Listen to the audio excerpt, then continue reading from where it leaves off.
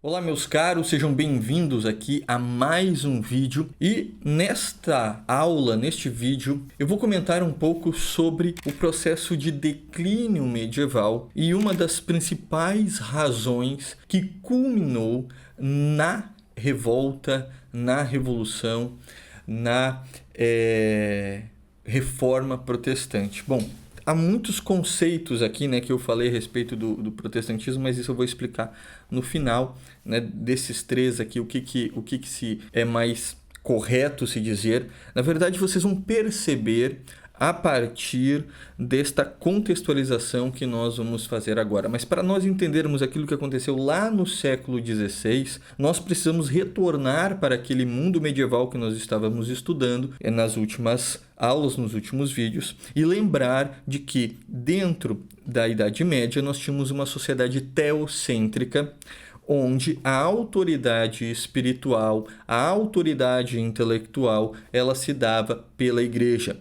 E a igreja desempenhava um papel importantíssimo de diplomacia entre os países, entre as nações, com os governos. Quem reconhecia um rei, quem confirmava um poder político era um bispo, era um papa, era o poder espiritual. Então, da mesma forma que São Paulo descreve que o ser humano ele é formado por um corpo, mas que dentro deste corpo há uma alma, e há uma parte dessa alma, não como se fosse uma terceira parte, mas dentro da alma, uma parte dela é chamado espírito, é chamado pneuma. E São Paulo vai escrever várias vezes aos Coríntios dizendo que nós devemos seguir o espírito e não a carne. Nosso Senhor Jesus Cristo vai dizer que os verdadeiros adoradores são aqueles que adoram em espírito e verdade. Então, o espírito, ele deve governar sobre a alma e o corpo. É isso que Nosso Senhor deixa muito claro, que nós precisamos ser pessoas que usam o corpo de uma maneira centrada. Nós não podemos seguir toda a nossa vontade como animais. Se nós seguirmos apenas os nossos sentidos, nós seremos controlados, nós seremos escravizados pelo pecado, pelo prazer. Então, nós somos seres racionais. Deus colocou dentro de nós uma razão, mas esta razão ela precisa ser conduzida para Deus. Uma razão sem Deus também é morta. Então nós precisamos termos esta centralidade em observar, ter esta noção de norte em que o espírito ele está acima dos outros. E da mesma forma, vai dizer o Papa Bonifácio VIII numa bula chamada Bula Unam Sancta, que da mesma forma que há esta hierarquia dentro de nós, na sociedade, essa hierarquia também precisa existir. Ou seja, o poder espiritual precisa estar acima do poder político, que está acima do poder econômico. Esta hierarquia, ela é a hierarquia mais correta para uma sociedade ela se desenvolver, ela prosperar, ela ser conduzida de maneira correta. Inclusive, isso está muito claro dentro das Sagradas Escrituras. Quando os reis, lá do reino do tempo de Davi, de Salomão, inclusive depois na divisão entre o reino de Israel e o reino de Judá, nós vamos ver claramente que o poder espiritual era quem vai dar o fim para aquele reino. Se um rei era obediente a Deus, ele era próspero. Se um rei era infiel, ele caía em desgraça, era escravizado, era atacado por inimigos. Deus permitia que eles derrubassem o reino. Então, essa hierarquia espiritual ela existia na Idade Média. E os papas, eles tinham um poder gigantesco na questão política, porque o Papa ele não era apenas um diplomata, mas ele também era um rei.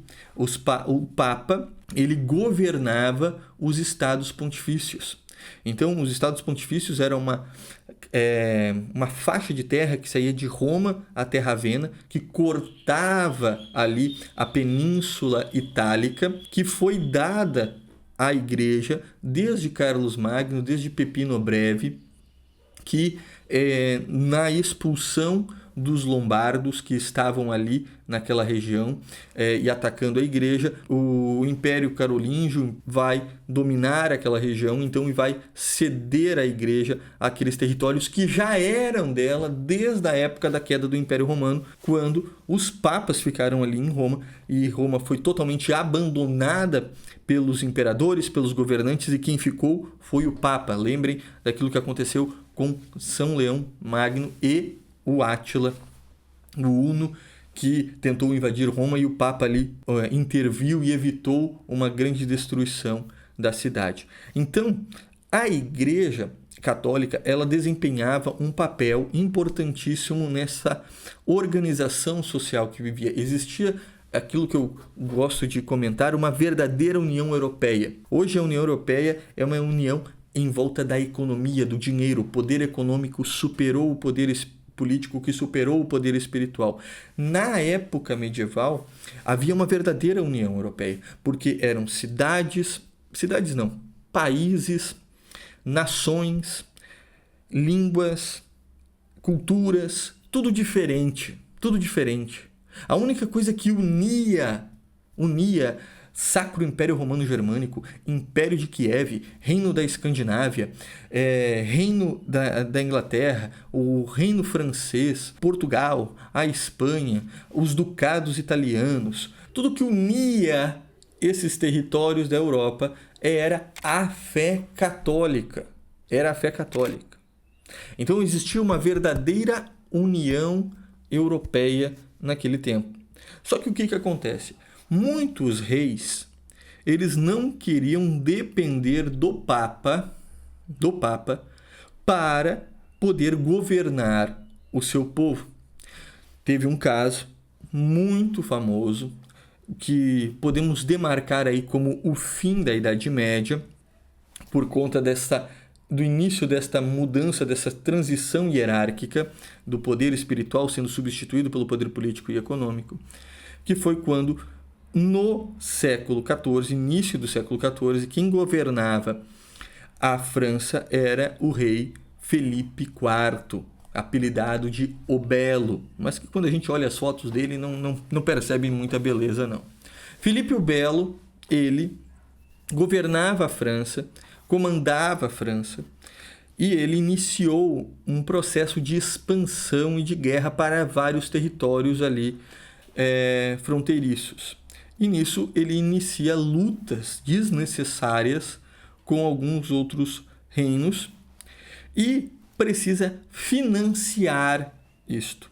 E na busca de financiar a sua guerra, ele acaba dando uma determinação e confiscando vários bens de comerciantes da França, para que com aqueles valores, com aqueles mantimentos que ele confiscou, ele conseguisse sustentar a sua guerra. O Papa da época, Bonifácio VIII, ele interveio de maneira muito dura, dizendo que se o rei ele realizasse isso, ele receberia a excomunhão de mais alto grau, na qual nenhum católico pode conviver com ele. Ou seja, hoje uma excomunhão de um papa não vale nada. Mas, naquela época medieval, onde nós estamos falando num contexto em que todos eram católicos, em que todos adotavam a fé católica, iam para a missa, seguiam os mandamentos, você ser excomungado significava não apenas uma extração da igreja, mas sim da sociedade. Você imagina ser um rei excomungado de um reino católico. Quem iria preparar o seu banho, esquentar a água quente? Quem iria encilhar o seu cavalo? Quem iria preparar a comida do rei? Quem iria estar ali disposto a ele para auxiliá-lo? Ninguém, porque o Papa determinou o reconhecimento papal, dava validade ao poder político. Olha só como isso é importante. Há uma visão extremamente liberal, maçônica, republicana a respeito disso, que essa narrativa é muito contada, inclusive no Brasil, que isso é um exagero, onde já se viu isso aconteceu, a igreja queria controlar tudo, a igreja controlava as coisas, nós queremos a liberdade, nós queremos a igualdade, nós queremos a fraternidade, fim dessa hierarquia, fim deste poder, fim do controle do primeiro e do segundo estado, enfim. Já estou dando uma orientação daquilo que a gente vai ver no próximo vídeo. Então a igreja, ela tinha este poder e isso era bom. Isso não era ruim. A gente aprendeu a ver na escola que isso era ruim. Não, isso era bom, porque a igreja impedia o poder tirânico de reis. Impedia o poder tirânico de um governante. Ela fazia com que aquele rei estivesse na linha. E foi exatamente isso que aconteceu lá no início do século XIV. Final do século XIII, início do século XIV. O Papa interveio a partir disso, dizendo que se ele não fizesse isso, ele convocaria então todos os bispos e daria a excomunhão de mais alto grau, convocaria todos os bispos da França para excomungá-lo ao mesmo tempo em um ato público. Você imagina isso? E se mesmo assim ele não obedecesse, ele iria convocar os outros reis católicos de todos os reinos para atacar o reino francês, depor o rei e, assim, colocar um novo governante na França. Vejam só, porque o rei ele confiscou de maneira injusta os bens dos comerciantes franceses. Você imagina hoje o que seria isso? Um presidente estar cometendo uma atrocidade em um determinado local e o Papa intervir naquele local para que aquilo não acontecesse.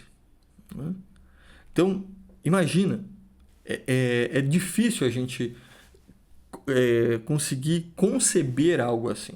Conceber, até porque hoje, infelizmente, a igreja também está numa crise, é o que a gente vai comentar depois. Mas, enfim, veja, esse rei, Filipe o Belo, ele obedeceu aos desígnios do Papa, entretanto, ele iniciou um processo de tentativa de rompimento com o poder da igreja, de uma maneira extremamente maldosa, maléfica, maquiavélica. Ele enviou capangas para sequestrarem o Papa em uma de suas viagens, sequestraram, bateram no Papa, espancaram ele, depois soltaram. O Papa caiu num desgosto muito grande e em 1303 acabou falecendo. E iniciou então uma tentativa de Filipe o Belo querer colocar um Papa da França para que ele respondesse às suas vontades. E aí é feita uma nova eleição, um novo Papa é eleito, mas pouco tempo fica, morre rapidamente. Não sabemos muito bem sobre as causas mortes deste Papa. E depois nós temos Clemente V, o Papa, que vai governar a igreja então a partir de 1305. Então vejam que aqui nós estamos percebendo uma disputa nestes poderes, poder espiritual e poder político.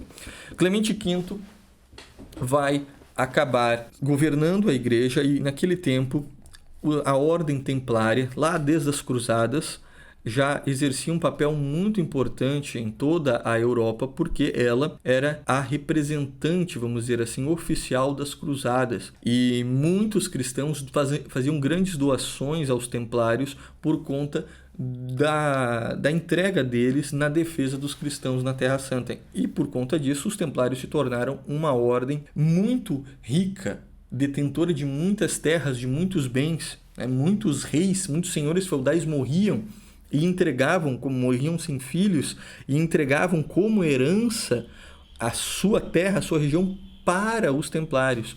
Os templários, como eram uma ordem de voto de pobreza, era uma ordem monástica e cavaleira, e eles, por serem, então, de terem esse voto de pobreza, nada ficava para o indivíduo templário, tudo ficava para a instituição.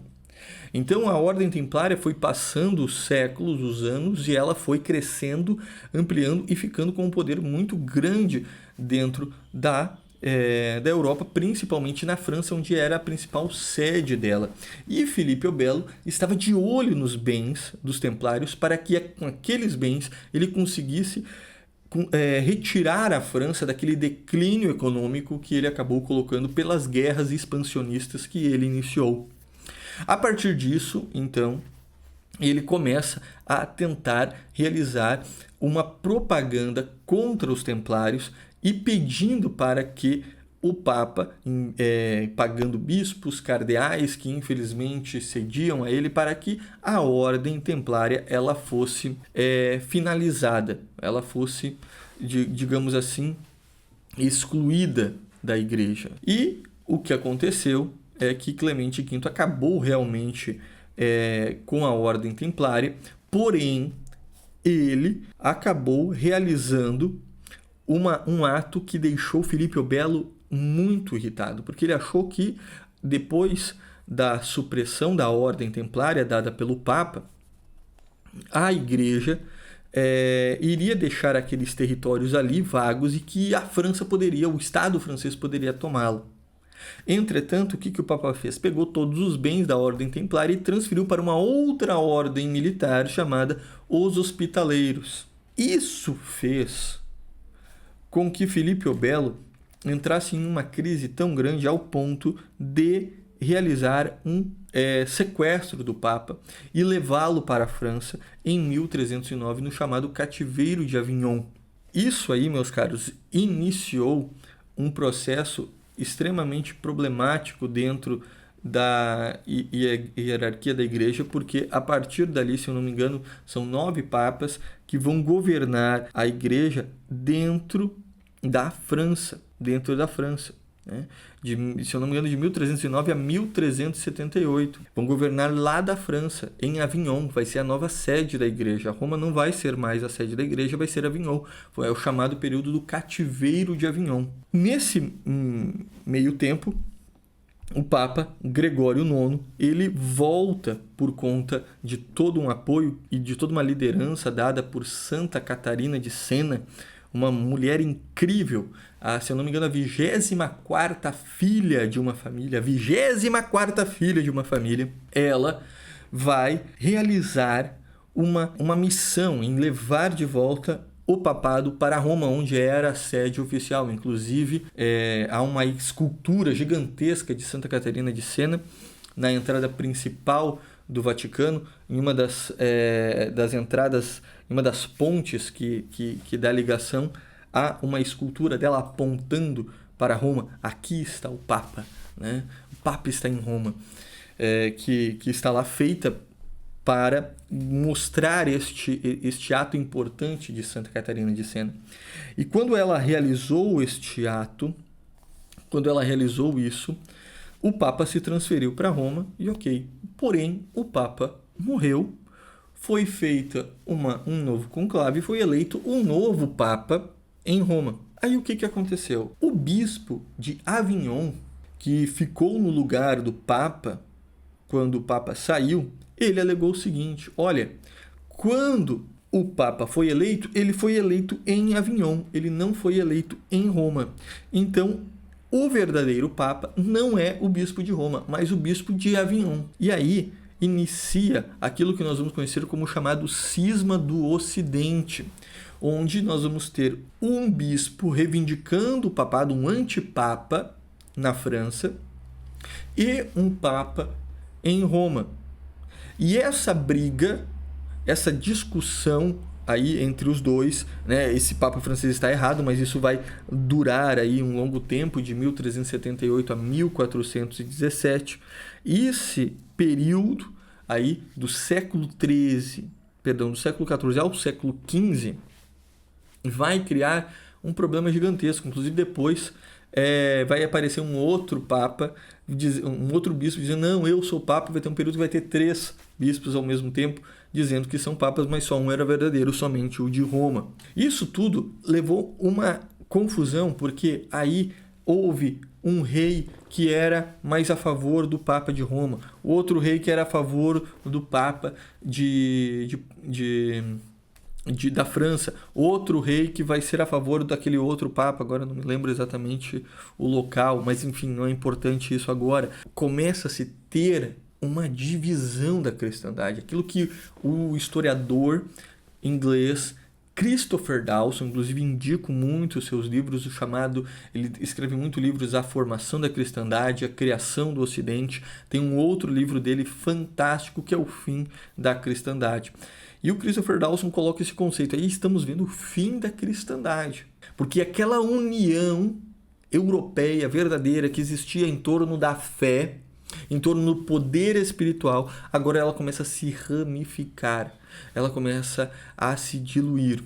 Enfim, em 1417, este problema acaba sendo sanado, é reconhecido, feito os outros bispos reconhecem o erro dos seus antecessores, acaba sendo substituído, um bispo morre, vem o outro, enfim, e se reconhece o bispo de Roma como Papa, como sempre foi desde São Pedro. E aí, o que acontece? Aquela estabilidade que existia antes de tudo isso, ela fica agora frágil. E nós vamos ter vários reis que vão estar querendo se opor ao Papa, mas não tem como. Não tem como fazer isso. E aí o que acontece? Em 1517, exatamente 100 anos do final do cisma do Ocidente até a ação do Lutero, em 1517, nós temos Lutero que, adotando toda a cultura renascentista da época, que é outro problema que surgiu nesse contexto, que foi por conta por conta das universidades e do estudo muito errado dos clássicos, onde a literatura clássica, Cícero, Virgílio, o autor da Eneida, Virgílio, Cícero, Homero, Hesíodo e tantos outros escritores clássicos começam a ser lidos com muita frequência pelos estudantes, principalmente Cícero, na escola de retórica, porque uma das maiores obras de retórica foram escritas por Cícero, ela estava esquecida, só havia alguns fragmentos, e assessor de um dos antipapas encontrou isso num mosteiro lá do interior, encontrou a obra numa biblioteca no interior lá da Alemanha, trouxe isso, copiou, se ramificou por toda a Europa. Cícero começa a ser lido, porém sem uma moral católica sobre aqueles escritos, sem uma moral que pudesse dar limpeza para aquilo que era bom e para aquilo que era ruim. Vocês lembram que aquilo que eu comentei sobre a formação da Idade Média, que a igreja ela não copiou o que se fazia no mundo antigo, ela pegou aquilo que havia de bom. Os renascentistas eles irão copiar na cara dura o que era feito. E nesse processo de cópia, eles vão acabar adotando a cultura pagã dos gregos que viveram e dos romanos, da cultura greco-romana que existia antes da vinda de Nosso Senhor Jesus Cristo. E todos aqueles vícios pagãos que a igreja havia, digamos assim, limpado da sociedade, que os apóstolos, que a missão da igreja havia limpado da sociedade, agora retornam. E nesse processo a cultura renascentista ganha muita força. Então Lutero ele vem desse meio renascentista, da corrente filosófica nominalista. Ele já vê todo esse problema hierárquico da igreja, muitos bispos também em várias localidades que, infelizmente, de fato, não estavam seguindo os desígnios da igreja, mas sim seguindo os seus próprios desígnios. Ele acaba então realizando este ato em que vai dar um fim para aquele processo de estabilidade, por mais frágil que existia, criando uma ruptura total, fazendo com que haja a possibilidade de um reino ser cristão e não precisar obedecer um papa. Quando o Lutero ele cria a nova fé cristã, faz a sua revolta protestante,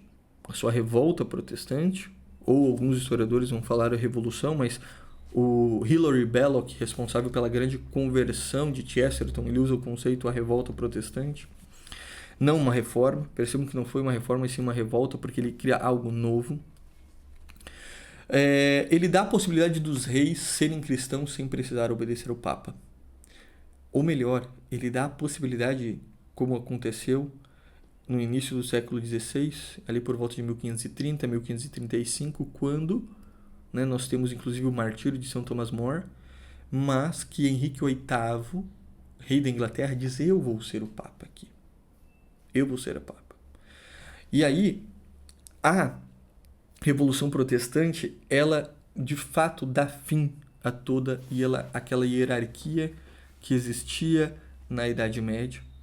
Ela de fato anula a ação que existia dentro do poder espiritual, fazendo com que o poder político se sobreponha ao poder espiritual, fazendo com que o poder político muitas vezes controle a igreja. E isso vai levar ao início de um caminho longo e de decadência que a sociedade vai viver até os nossos tempos, porque a partir da Revolução Protestante, da Revolta Protestante, nós vamos ter aquilo que o padre Julio Manvielli, um grande intelectual italiano e sacerdote, ele comenta, que é o primeiro não que a sociedade deu. O não à igreja e sim a Cristo. Só que este não vai levar a um processo de declínio até os nossos tempos. E é isso que nós vamos ver no próximo vídeo. Certo, meus caros? Um forte abraço, Deus abençoe e espero que vocês gostem aqui do conteúdo. Fiquem com Deus.